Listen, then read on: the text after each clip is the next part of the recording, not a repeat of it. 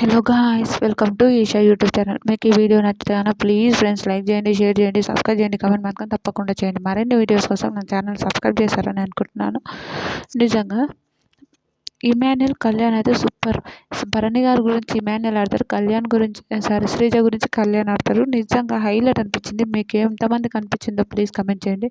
నిజంగా ఏమన్నా game ఆడతాడా, super అనిపించింది. ఇద్దరు గేమ్ ఆడతారు. లాస్ట్లో ఓడిపోతాడు అనుకోండి కళ్యాణ్, కానీ శ్రీజ కోసం.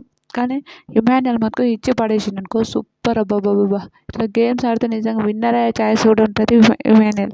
నిజంగా ఒక నామినేషన్లోకి వస్తలేడు తప్ప విన్నర్ అయ్యే ఛాయిస్ కూడా ఉంటుంది. ఈసారి నామినేషన్లకు ఇమాన్యుల్ రావాలని నేను కోరుకుంటున్నాను. ఒకటి ఇంకొక విషయం ఏంటంటే, ఇమాన్యుల్ నామినేషన్కి వస్తే తెలుస్తుంది. ఇమాన్యుల్కి కూడా ఓకే, అది ఉంటుంది, సూపర్. కానీ కళ్యాణ్ గేమ్ మస్తు ఆడిండు. నిజంగా పాపం అనిపించింది కళ్యాణ్ చూస్తే.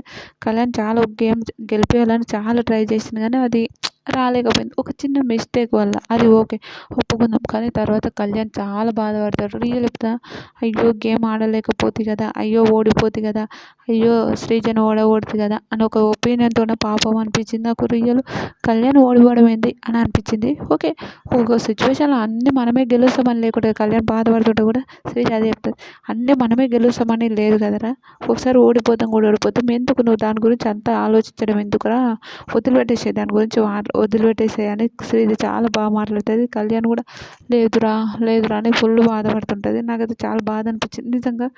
అయ్యో పాపం కదా అని ఒక ఒపీనియన్ అనిపించింది. మీకేమనిపించిందో కూడా ప్లీజ్ ఒక కమెంట్ చేసి చెప్పండి. ఇలాంటి మంచి మంచి వీడియోస్ కావాలంటే నా ఛానల్ ఒక లైక్ కొట్టుకొని చూడొచ్చుగా ఫ్రెండ్స్. ప్లీజ్ లైక్ కొట్టుకొని సబ్స్క్రైబ్ చేసుకోండి ఫ్రెండ్స్. బాయ్.